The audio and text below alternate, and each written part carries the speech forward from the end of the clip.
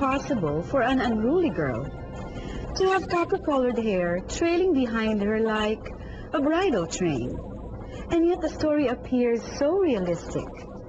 This concept of magic realism is so typical of Gabriel Garcia Marquez. How often does what we read affect us? Many times we worry about the plight of the characters in the story.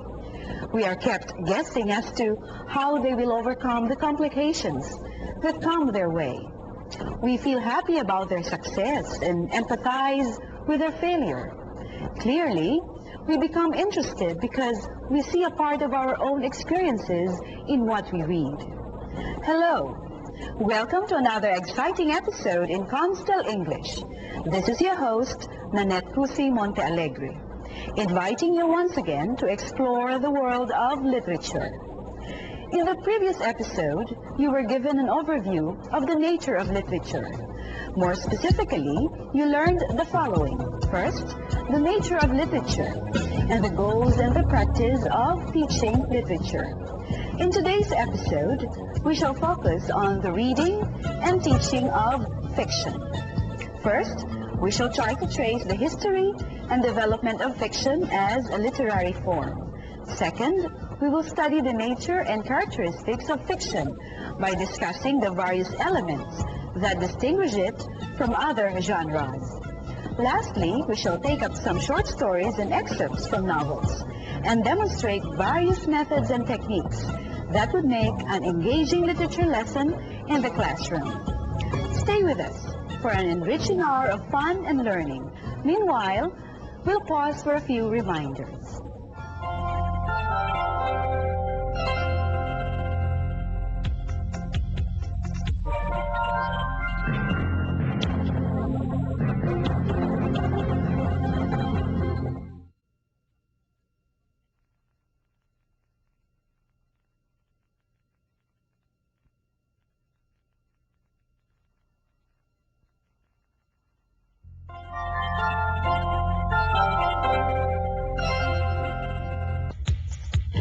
Welcome back.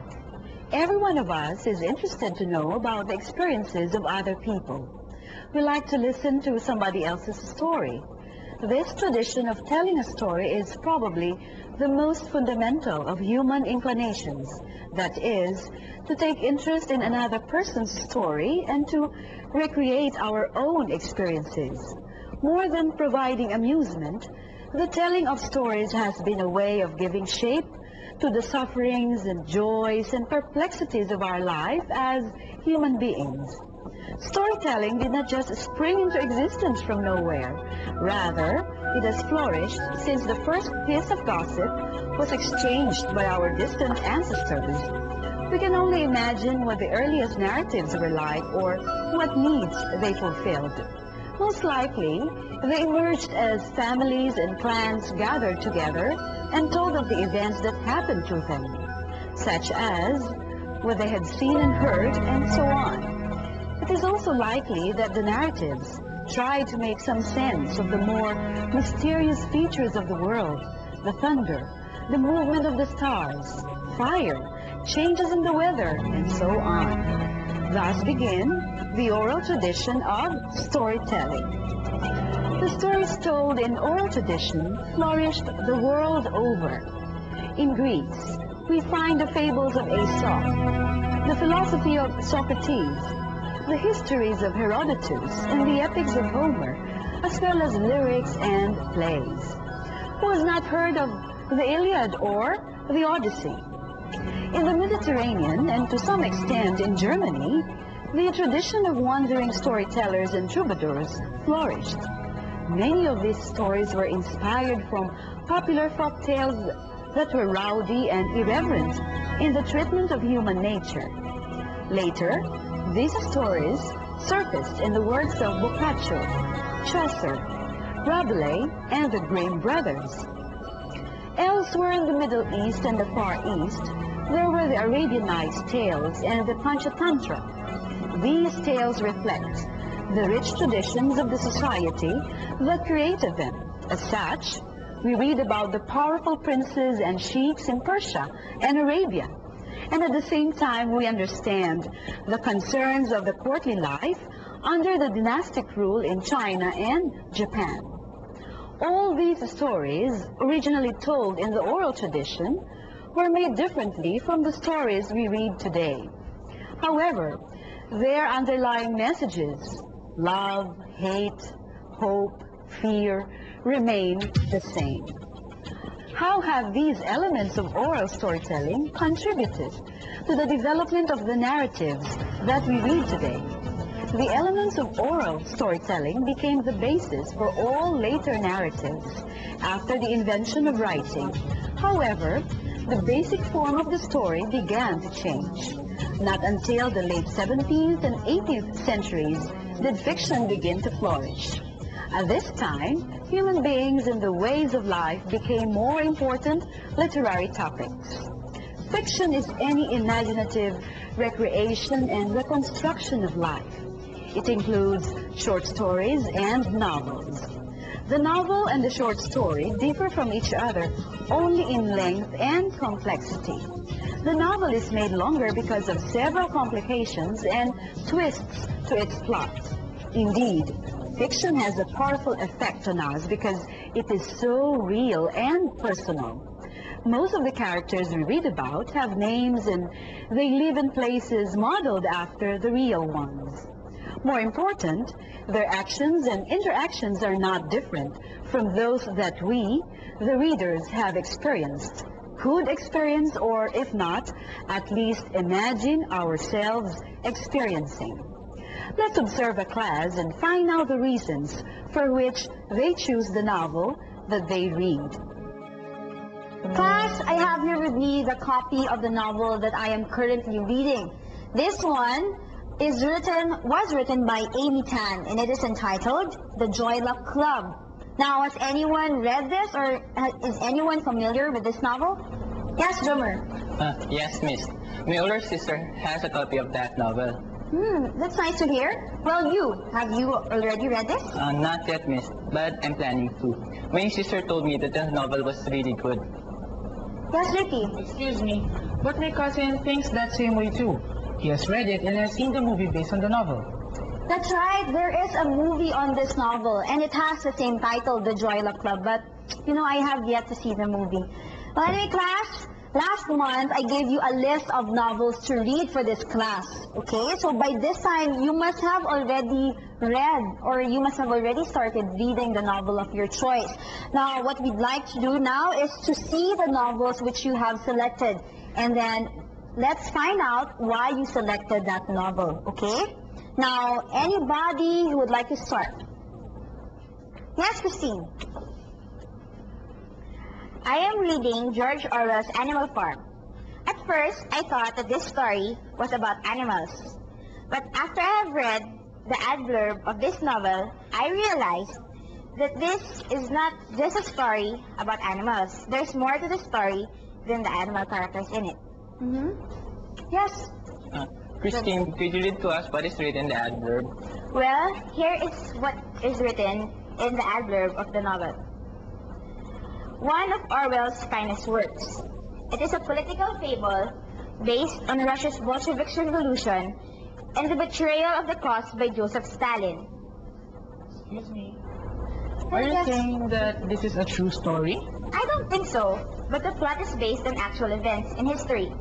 As the adverb further states, the book concerns a group of barnyard animals who overthrew and chased off their exploitative human masters and set up an egalitarian society of their own. Eventually, the animals' intelligent and power-loving leaders, the pigs, subvert the revolution and form a dictatorship even more oppressive and heartless than that of their former masters. Christine, that is a good choice. Have you started reading it? Well, yes, I have already finished the first 2 chapters of this fable. Very good. How do you find it so far? Many of the situations are ironical because the events turn out to be the exact opposite of what you expect. The animals are also funny because they are beginning to turn out to be like the human beings that they hate. Very good. I'm glad you like it. Okay, now class, this is what we'll do so that everyone will have a chance to share about the novel that you choose. Okay, you chose. Okay, what you'll do is to show the novel of your choice to the one beside you. So you will have a partner, and then explain to your partner why you chose that particular novel. Okay? Now, like what Christine here did, you could also share to your partner the ad blurb of that particular novel which you chose. Class, did you understand that? Yes. Okay, I'm giving you 10 minutes to do this activity. You may start now.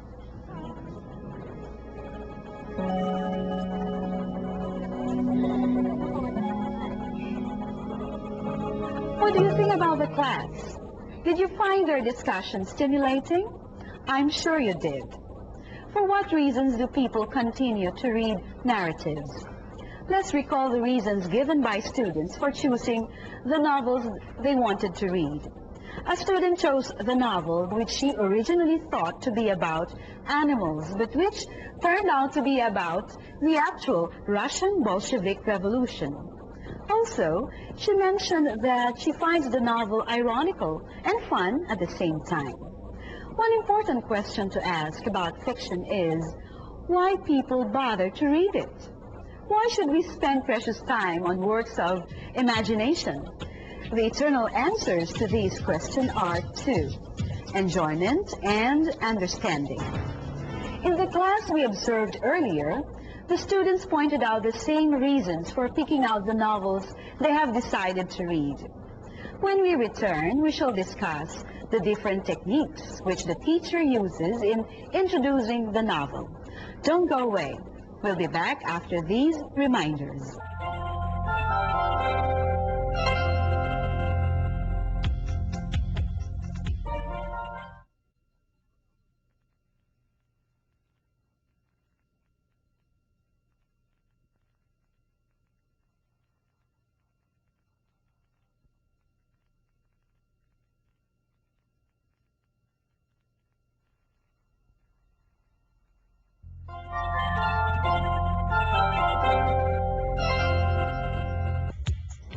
Welcome back. Let's recall how the teacher introduced the reading of the novel in class. Initially, she gave a list of suggested titles from which the students could select what they want to read, giving them 1 month to make a decision. She encouraged them to read the ad blurb of the novel in order to see what the story is all about. Later, the students shared with each other their novel, at the same time explaining their choices. You will notice that while the teacher guided them on what to read, the students were allowed to decide what they would eventually read. What is the advantage of this type of strategy? Purvis and Beach refer to this as engaging and connecting response strategies. What do these strategies entail? In an engaging strategy, the reader gets involved and responds emotionally to the events, language, or characters. Meanwhile, in a connecting strategy, the student relates similar experiences, attitudes, knowledge, or other texts to the text. As such, we find the students to be much involved and interested in the discussion of the text, in this case, the novel. Let us consider other ways by which to teach the novel in class. Now, class, has anyone finished reading his or her novel? Not yet? Well, today we shall have the sharing of insights on what you have written about the novel of your choice. As for me, I have already read until the 3rd chapter of Amy Tan's The Joy Luck Club. Well, for those of you who haven't read about this yet, it is the story about Chinese mothers and their respective daughters. Well, the Chinese mothers migrated to the United States during the Second World War. But whereas the Chinese mothers were born in China, their respective daughters were born in the United States. So that is where the conflict arises, because there is a cultural difference between the mothers and their respective daughters. Okay, because the Chinese mothers had a Chinese or a different upbringing, a Chinese upbringing, whereas their respective daughters had an American orientation. I really can't wait to finish this novel because, you see, I really want to find out how the characters will be able to really settle their personal conflicts, their personal dilemmas, and also how they'll be able to settle the cultural differences in the story. And also, I find it very interesting because I can find myself in this story. I can remember my mom and me in this novel. Okay. And yes, Aiko. Miss, the writer has a Chinese surname. Could this novel be an autobiographical? Well, it would seem like it because, you see, Amy Tan, the author of the Joy Luck Club, belongs to the second generation Chinese American in her family. Okay? And as a matter of fact, it was written before that when she went to China, she said something like this. She was quoted as saying something like, "When I stepped on China, I became Chinese." This means, therefore, that she was able to find out, or she was able to understand her cultural heritage when she went to China. But I think that is only how far the resemblance goes between the author and the novel itself, because I think mainly the events and the characters are purely fictional. Yes, how about you, Enrico? Now, I am interested in reading that novel. Is there a chance for us to watch a movie, Miss? Certainly, you could watch the movie, but I think that before you watch the movie, read the novel first. It's much, much better. Okay? Now, let us see. So much for that. So much for me. Let us see what novels you have brought. Last time, I asked you to write down in your journals your insights regarding the novel which you are currently reading. Okay? Did you bring your journals? Yes, ma'am. Very good. Now, shall we start the show and tell? Who will start the show and tell? Would like to start? Yes, Melody. Classmates, let me tell you about the novel that I am reading. This one is titled Jonathan Livingston Seagull by Richard Bach. So far, I haven't read the author yet, and I have just finished reading the first 15 pages. However, I already find this novel interesting. This tells about the seagull named Jonathan. So you see, the title of this novel refers to the main character of the novel. Yes. Melody, do you mean to say that there are no human characters in the story? So far, I haven't read any human characters, so I guess all the characters here are birds. What is interesting is that these birds behave like humans. Like Jonathan, he shows determination in learning how to fly well, unlike the other seagulls, who are contented to fly in just low areas. But Jonathan shows his determination in learning how to fly well higher than the others. So, Jonathan succeeds even if this requires sacrifice on his part. Jumar. Well, I think that's admirable. I know a lot of people who persevere in their work and later on succeed in it. That's true, which is why I hope Jonathan will be able to accomplish his goal and learn how to fly high and mighty.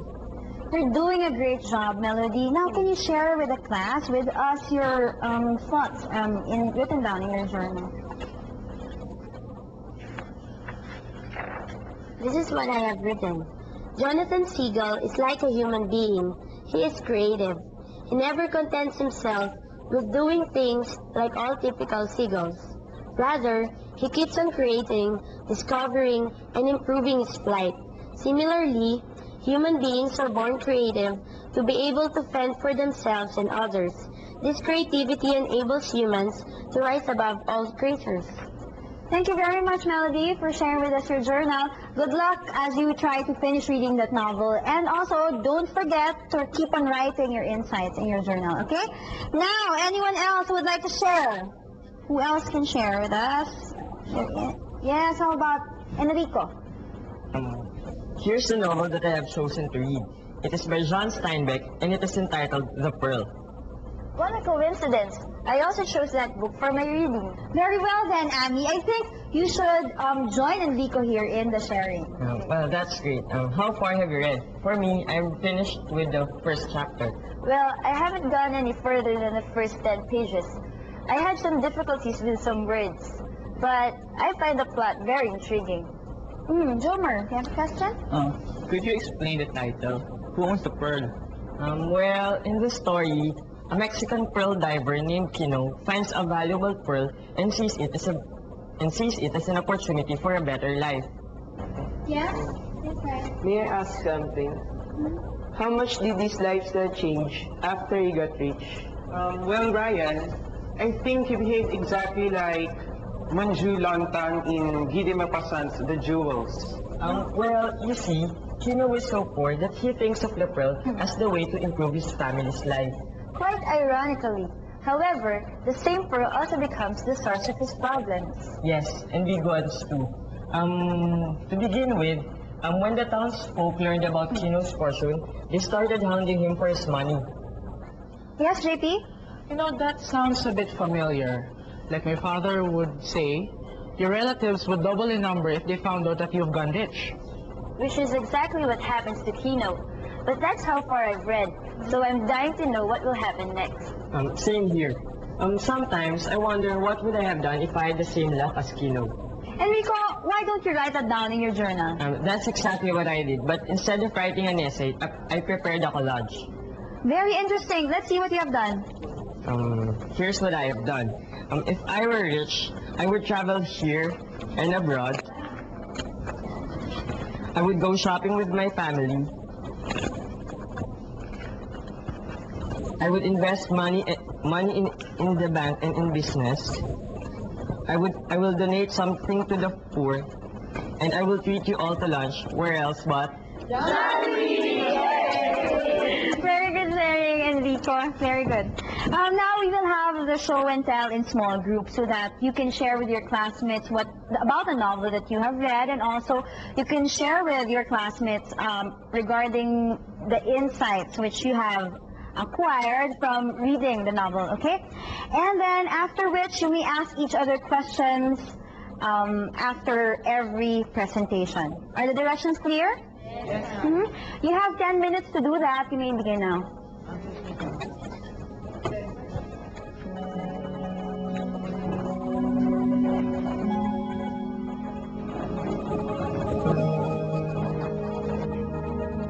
How did you find the activity?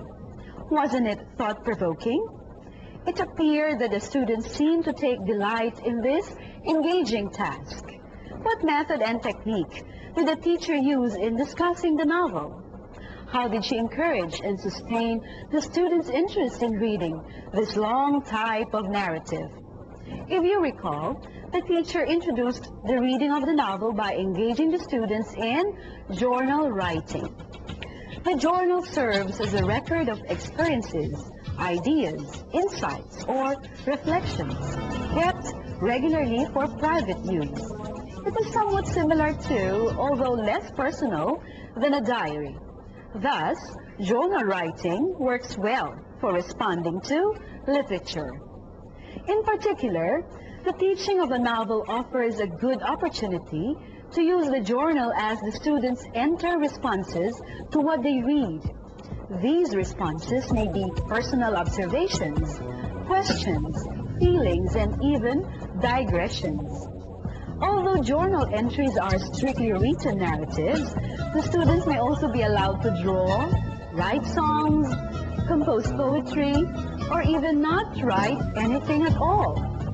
In short, journal writing must stimulate the internal motivation of the students to write rather than elicit for the usual required graded composition. On our part as teachers, reading the student journal gives us some idea of the reader's thoroughness and his or her level of comprehension. Considering that the journal is a written record of the student's effort and understanding of the work, we also get an idea of their insights and reflections.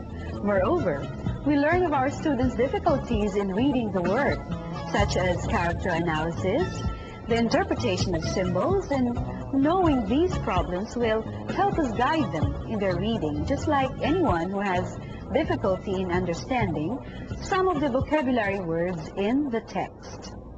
How then could teachers encourage the best in their students' journal entries? Alice Stoker suggests 5 ways to first-time journal users. First, explain the journal assignment in detail by using student examples as much as possible.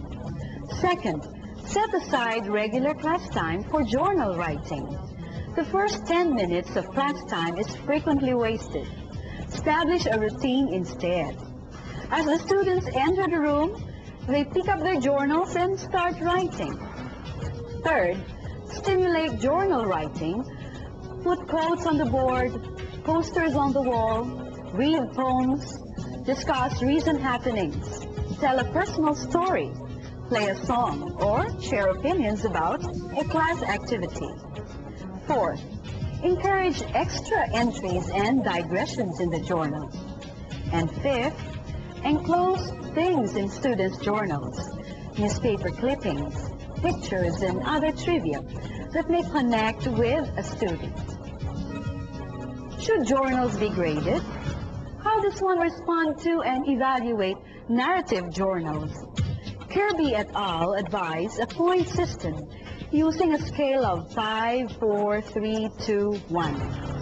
Another way is by means of a check system using the symbols plus, minus, or a slash. Whether the teacher uses the point or the check system, the purpose of journal evaluation is to give students credit for their truthfulness, thoughtfulness, and thoroughness.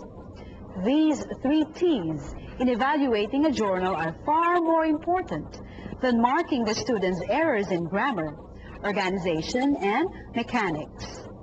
In this example, consider how the teacher responded to the student's journal entry. Notice that instead of highlighting the errors, the teacher focused on the merits of the work. In addition, the teacher also wrote comments in the form of questions, affirmations, and stick drawings, almost as if he or she is conversing directly with the student. Thus, responding to students' journals is much more vital than grading them. Did you also notice that instead of using the typical red marker for her comments, the teacher used a blue pen instead? By all means, we should encourage the use of multimedia in the classroom whenever possible. A word of caution, though, the movie adaptation of a novel should never substitute for the actual reading of the text. Equally important is the choice of film that closely approximates the novel, inasmuch as the book and the film are 2 different media. How do we sustain our students' interest in reading fiction? How do we make the best of the discussion so as to be able to draw out the essence of fiction? What are the different elements that make up this genre? We shall answer these questions when we return.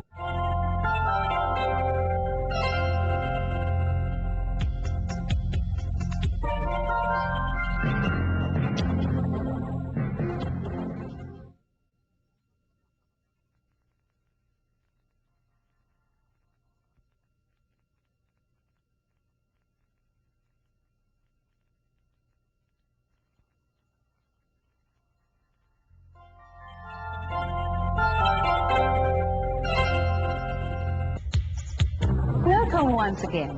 Earlier, we pointed out that fiction has some basis in realism, that is, the situation or characters, though they are inventions of writers, are similar to those that many human beings experience, know, or think.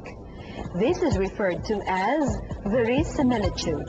What counts in fiction, therefore, is the way in which the authors present their work as true within the framework of the narrative. With fiction, the essence lies in narration, the recounting or telling of a sequence of events of actions. Works of fiction share a number of common elements, the more significant ones being character, plot, structure, and theme. How significant are these elements in the understanding of fiction? Let's observe a class in its discussion of a short story. How many of you went to watch the movies over the weekend? Wow, you know, with so many good films nowadays, I wonder how you decide on which film to watch. How do you do that? Yes, you, Edmark. How do you We decide? decide on recommendation from our friends. Usually, the friends recommend the good movies that they have seen. Good. How about you, JP? Well, about me, I read the reviews on the movie and decide which one is to see. Amy? As for me, I read the entertainment section in the newspaper to check on the actors and the director and what the ad says about the movie. Okay, thank you, Amy. How about you, Pat? Do you agree with her? Yeah, my friends and I do the same thing too. That's a good idea. You see, class, a movie poster tells us a lot about the movie which we intend to see. Like, for instance, this sample poster on the board. Take a look at it. This was a movie which I saw last week. Did any of you see this movie already? I did. You, JP? Yes, I did saw that movie, and I did see that movie, what I mean. And Denzel Washington was one of my favorite American actors. Do you remember his role in the movie? I think he played the role of a detective in the movie. Yes, that's right. Here's what the adverb of the movie says. Detective John Hobbs is searching for a criminal he's already met, already caught, and already killed. Fallen. Don't trust the soul. Interesting, isn't it? Yes? Ma'am, I have a question. Yes, okay. How Go could ahead. someone be searching for... How could a detective be searching for someone he has already met, caught, and killed? Good question. Good question. Now, Ryan, read this part of the poster. An excellent and absorbing supernatural thriller. Wow, that must be something. Oh, yes, it is. Now, can anyone tell me who are allowed to watch this movie? Yes, Enrico. The poster indicates that it is rated PG-13 by the MTRCB. Yes, that's correct. Now, can you tell us why the movie poster is a good basis for deciding on which movie to see? Yes, Aiko. The movie poster gives us an information on the cast, production staff, directors, screenwriter, and as well as the producers of the film. Okay, good answer, Aiko. Now, can anyone add to that? Yes, Amy. Ma'am, the poster also has a picture and an adverb which tells us what the movie is all about. Very good. Yes, Pat. We also see the MTRCB rating on the poster. Okay, that's right.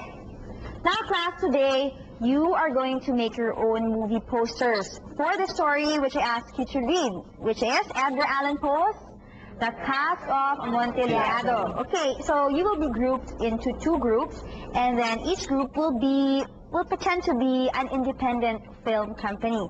You will choose your own cast. You will decide on your own location, music, okay, on your own costume, and the ad blurb for your poster. And you should be able to justify your choices later on. Are my directions clear? Yes, ma'am. Okay, I hope you brought with you the materials I asked you to bring, which are, yes, Edmark, what did I I'm ask proud you to to bring? say that we all have our cartulinas, we have our old magazines, scissors, crayons, and what else? We have our paste. Very good. Since you have all the materials, you can now begin, but I'm going to give you only 15 minutes to work on this activity, okay? So class, make sure that your posters are as attractive as possible, and then make sure that your ad blurb will be equally catchy and interesting and memorable, okay? You may start now.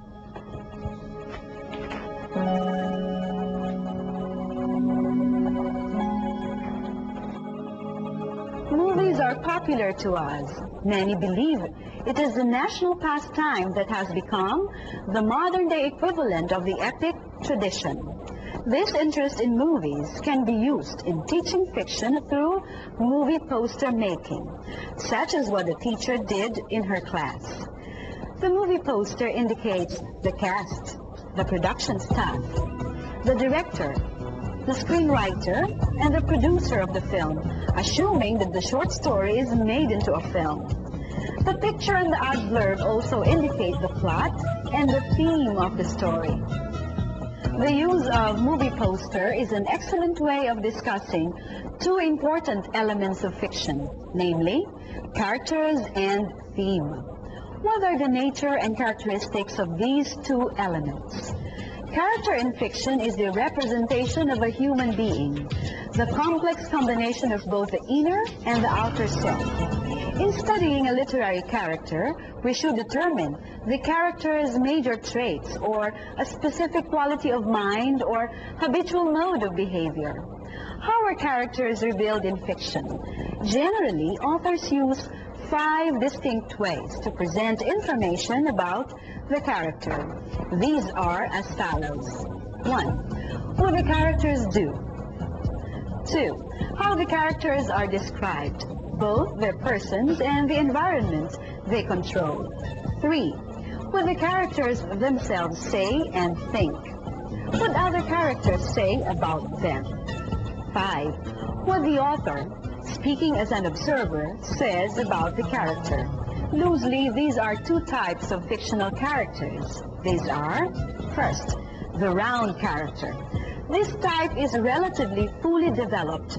That is, this character recognizes changes with or adjusts to the circumstances. They are also referred to as dynamic. Second, the flat character. This is the direct contrast of the round character. Hence, this character does not grow. This character may be stupid or insensitive, or that she lacks knowledge or insight. The flat character is also known as the stock or the stereotype. Another important element of fiction is the theme. The theme of a piece of fiction is its controlling idea or its central insight. It is the unifying generalization about the life, stated or implied by the story.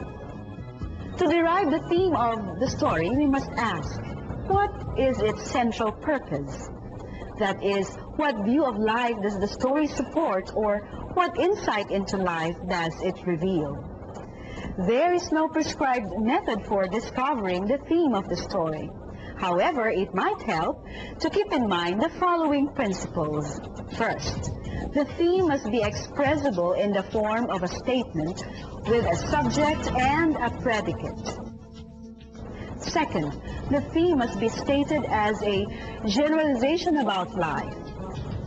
Third, the theme is the central and unifying concept of the story. Fourth, there is no one way of stating the theme of a story. Fifth, we should avoid any statement that reduces the theme to some familiar saying or moral. Let's go back to the same class and observe how the students will cover the discussion of character and theme in their movie posters.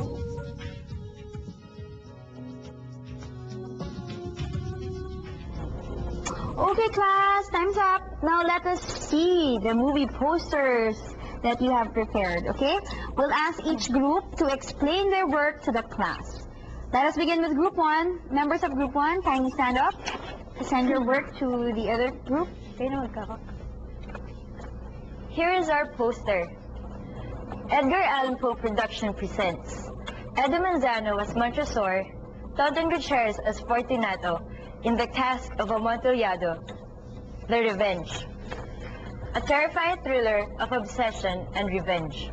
And our adverb says, so, you think you can trust your friend? Think again. And here are our names as the technical staff. That's very interesting, Group 1. Now, can you explain to us why and how you came about with the casting with the list of actors? Ma'am, Yes, Ricky. we took Edo Manzano as Montresor because of his sinister-looking nature. And as we all know in the story, Montresor cunningly plans the avenge to the insult of his friend Fortunato. Tonton Gutierrez provides a good contrast as Fortunato to Edo Manzano's character. Fortunato, as we all know, is a connoisseur of wine, although he's quite gullible sometimes. Hence, Fortunato does not see through Montresor's friendly guise. As we see in our drawing, Fortunato is dressed like a clown. This is because the story takes place during the carnival season. So Group 1 has Edu and Tonton as their lead actors. Now Group 2, what do you think about Group 1's choice of actors? Yes, how about you, Pat? I think Edo Manzano is a good choice for Montresor, but Tonton Gutierrez is a strong character for the role of Fortunato. Besides, I don't see him as gullible. Maybe Albert Martinez would be a better choice for that role. And let's not forget that Fortunato, apart from being a wine connoisseur, also drinks quite heavily. So, whom have you chosen for your roles? The roles? Ma'am, we have decided on foreign actors instead. Like, for example, for the role of Montresor, we think that John Malkovich will do justice to the role, and for the role of Fortunato, we think that Clint Eastwood will make a good Fortunato. Don't you think you're a little too old? Maybe, but we believe that for one to be an expert in wine tasting, he would have to be an experienced person. That's right. Besides, if you take note of the last sentence in the story, it states that for half a century, no mortal has disturbed them. Well, we all know that the story is from the point of view of Montresor. Hence, they must be pretty old by then. That's an interesting idea, Aiko. What does that mean? Yes, Ryan? Montresor was referring to the people buried in the catacombs. Good question. Yes, Melody. Isn't the whole story just a flashback? Because I believe at that point, Montresor was merely recalling the events that happened 50 years ago between him and Fortunato. Very good, Melody. I'm very glad that you noticed those minute details. Otherwise, we would have missed a very crucial part of the story. Now, class, how old do you think were they when they committed the murder? Ma'am, Yes. ma'am, they Sure. could be in their 30s. So I think Montresor, by the time he would tell the story, he would be in his 80s. Excellent. That's good thinking, Jomer. Now, I have another question. How are the characters of Montresor and Fortunato revealed in the story? Yes, Ryan? Ma'am, at first, we are introduced to the character of Fortunato by what Montresor says about him. Later, at the carnival, the narrator, who is also Montresor, gives us a physical description of Fortunato, the way he looks and how he is dressed. Very good. Anything else we can add to that? Melody? Ma'am, through his actions, we also found out that his egoism makes him quite gullible. Now, how about Montresor? Yes, Jomer. Mostly, we base our characterization on Montresor's narration. We know him to be very proud and unforgiving. Ma'am, Yes, can you add to in that? addition, I see Montresor as a shrewd and scheming character in the way he planned his revenge on Fortunato. So, would you consider them to be round or flat characters? Pat? I think Fortunato is a flat character because he remains gullible and self-centered until the end. Do you agree with Pat, class? Yes, ma'am. How about you, Aiko? Do you agree with her? Ma'am, I think Patricia is right. Fortunato does not gain insight or knowledge about the truth until the end of the story. However, on the other hand, Montresor provides the contrast. He becomes vindictive after receiving the insult from Fortunato.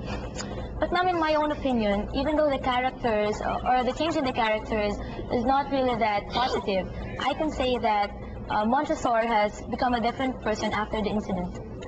Very good answer, Icon. Now, let's see the rest of Group 2's poster. Group 2, kindly stand up. Group 1, thank you very much. You may now sit down. Job well done. Okay, who's your spokesperson? Yes, go ahead, Pat. So our poster is set in the vaults of the Montresor, where the climax of the story takes place. Here are the catacombs, and this is the interior where Montresor succeeds in his evil plan for Fortunato. Unique Production presents an Edgar Allan Poe film, The Amontillado. How does the sherry taste? What price is there for friendship? Don't miss the year's most terrifying movie of insult and betrayal. PG-13. Very good. Now, both of your adverbs mention the friendship of Fortunato and Montresor. Now, who can explain how this friendship became betrayal, a story of betrayal, of revenge, and so on? Yes, Christine. As you all know, the story is told from the point of view of Montresor, who talks about the insult of Fortunato on him. Although he does not exactly mention how or why he was insulted, this becomes the basis of his revenge. How does Montresor plan his revenge? Ryan. Well, he tricks Fortunato into joining him in the catacombs. Knowing fully well that Fortunato is egoistic, he brings up into the issue that on who is the better connoisseur between Fortunato and his rival, Duchesne. Yeah, can you add to that, Melody? Ma'am, I think Montresor uses reverse psychology on Fortunato. So, the more Montresor stops him from going down to the catacombs, the more that Fortunato insists in going with him. What other incidents do you find to be ironical? Yes, ma'am. Montresor shows concern for Fortunato's health, and in fact, he plans to kill him. Very good. Now, Group 2, that's a job well done. Group 1 and Group 2, let's give ourselves a round of applause. We shall discuss the other elements of fiction, such as narrator, point of view, and the plot. We will also point out how the discussion of these elements was integrated into the classroom scene we saw earlier. Meanwhile, let's pause for some reminders.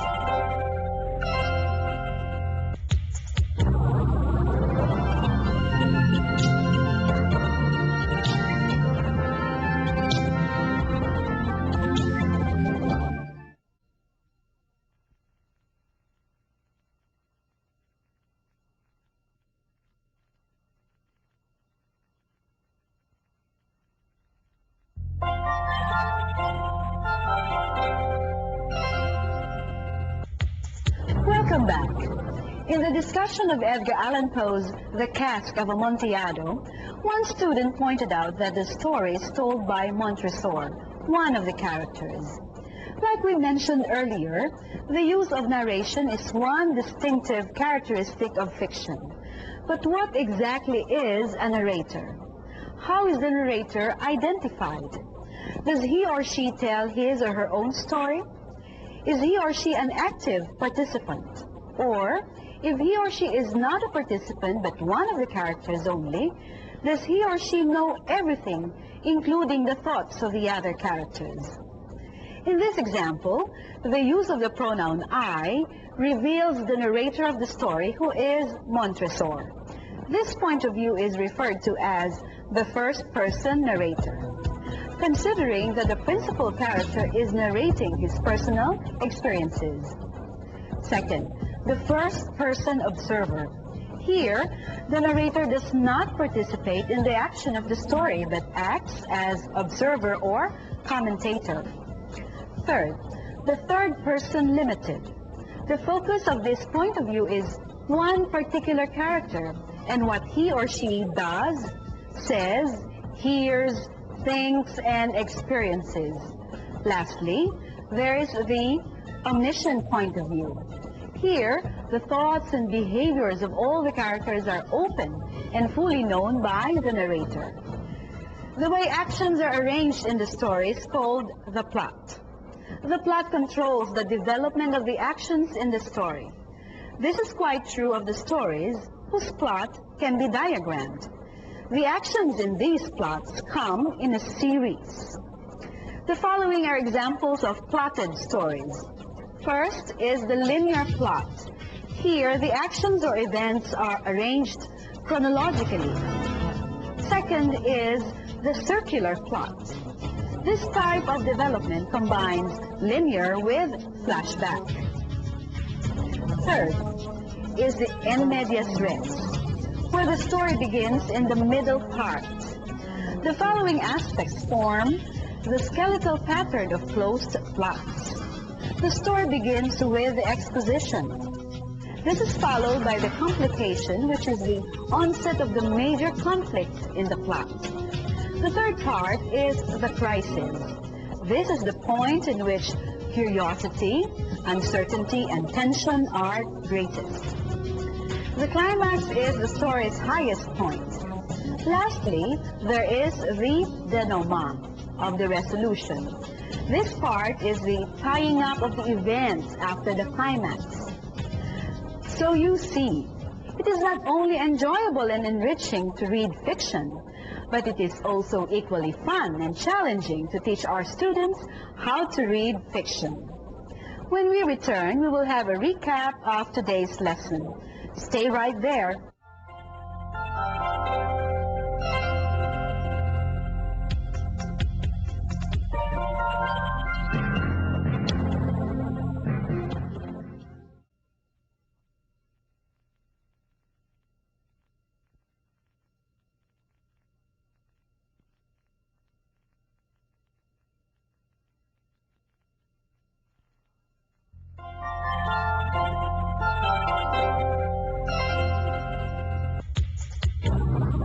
Let's have a recap of today's lesson. In this episode, we focused on the reading and teaching of fiction. We started by tracing the history and development of fiction. We learned that fiction started from the oral tradition, which eventually became the basis for all written narratives.